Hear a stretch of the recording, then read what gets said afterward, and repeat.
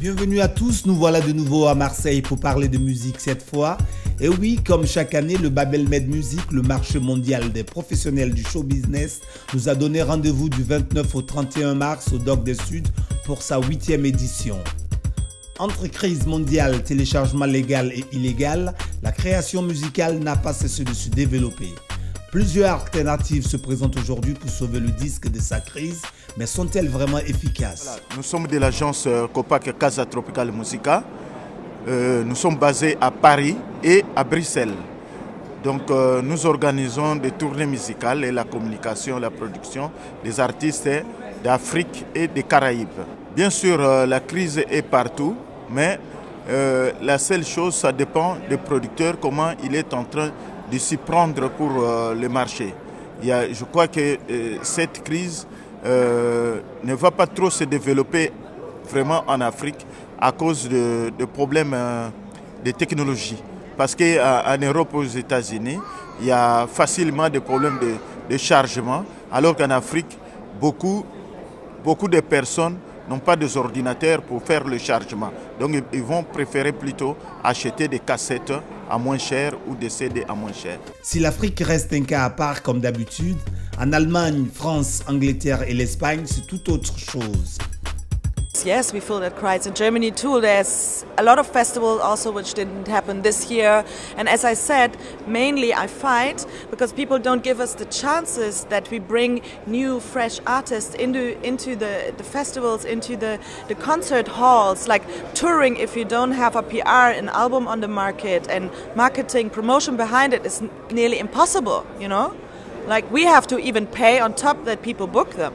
Well, selling music online, I'm not sure if it can save the CD. I'm a big fan of CDs and I hope they will never die. But I think, but yeah, because I want to hold something in my hands, you know, I want to look at it, I want to touch it and check the cover work, and especially if it's made nicely, you know, it's like something beautiful. It has to become like an object of desire.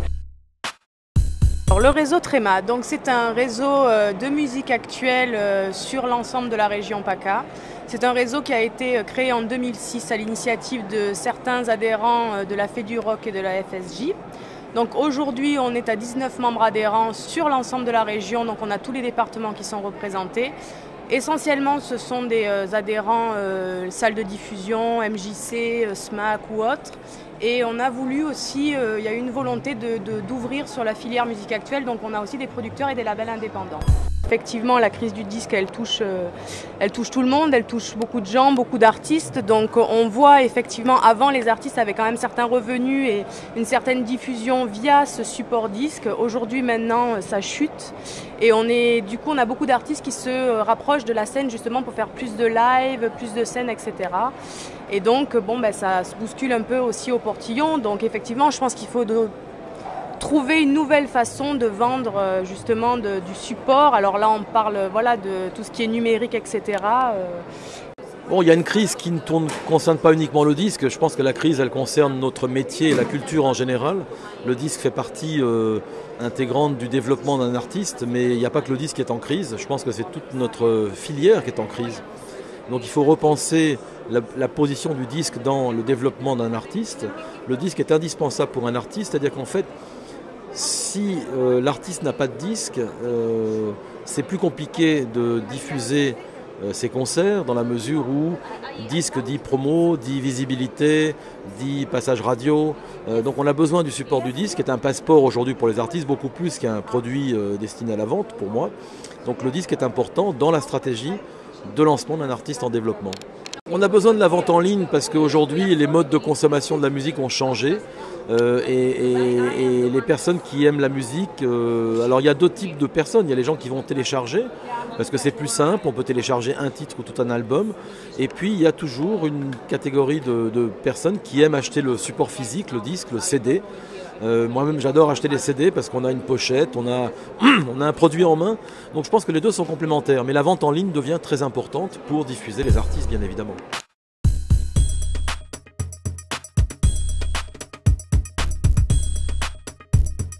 In Spain, we have a very complicated situation, not only in the music scene, also in all the society. I think that we have an additional problem that France has been a strong state and a democratic state for a long time. However, Spain, you know that between the 1940 and 1975 has been a dictatorial regime and a dictatorial government, so that makes that culture was in a very bad situation in the beginning of the 80s of last century, of 20th century. So we have a worse situation, I think, because when you have to make some adjustments for crisis, you have to redistribute the money, the culture, the music is in a very bad position. The pole position is not occupied by culture or music, it's occupied by other priorities, other matters. I think that in the beginning of the 19th century we have the Industrial Revolution. In the beginning of the 21st century we have the Internet Revolution. So I think we have to join this new way to sell, and I think that it's no way. No future try to avoid this new way. We have to sell music on internet, it's necessary. I think that we have to be with the revolution, no against the revolution.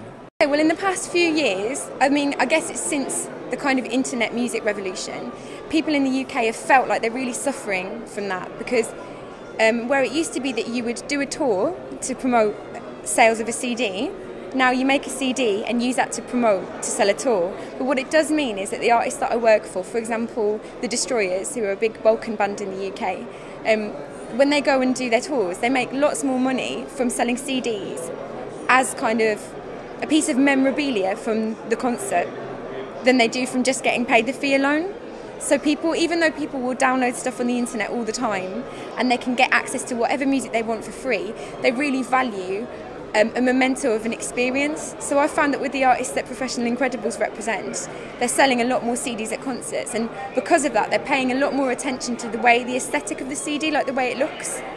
So it's kind of like the old days when it was a gatefold vinyl and you'd open it up and it had amazing artwork and stuff. That's kind of experience in the revolution. The other thing that's happening in the UK, and I think it's probably happening in other places as well. Nous sommes ici cette année, comme l'année précédente, au Bab El Med. C'est pour faire la promotion de la musique algérienne ici à l'international. L'année passée, on a présenté plusieurs groupes. On a été même invité à travers ce marché de la musique. On a été invité par d'autres festivals en Italie. Et on a présenté toujours les musiques algériennes qui sont très demandées. Et cette année-là, on est revenu pour le Bab El Med, c'est pour toujours représenter d'autres et donner d'autres chances à d'autres artistes algériens à l'international qui ont une grande qualité dans la musique et j'espère que cette année sera la meilleure pour d'autres festivals.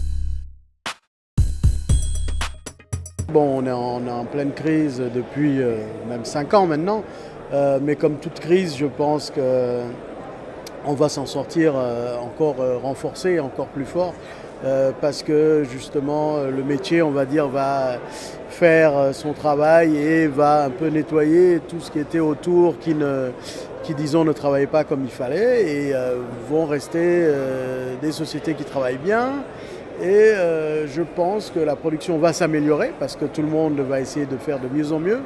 Et non, moi je suis confiant pour l'avenir. C'est sûr que la vente en ligne, tout seul ne va pas sauver la musique, mais la vente en ligne va faire partie, on va dire, du mécanisme qui va relancer le business de la musique. Déjà, on voit déjà des prémices, hein, la vente en ligne augmente d'année en année. Elle est en train de représenter aujourd'hui dans certains pays 30% de nos ventes.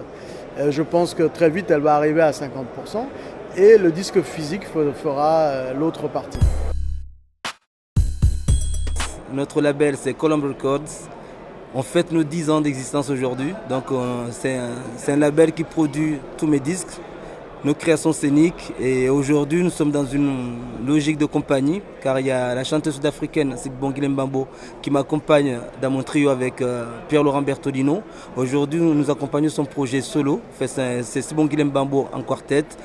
Et nous développons son projet autant que nous développons mes projets. La crise de l'industrie du disque, c'est une période de transition.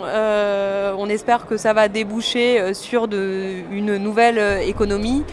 Même si la musique génère beaucoup d'argent, elle demeure avant tout un plaisir, un moyen pour se faire entendre et passer des messages. Des salons comme Babel Med Music doivent être encouragés. Rendez-vous donc à la prochaine édition et merci à tous.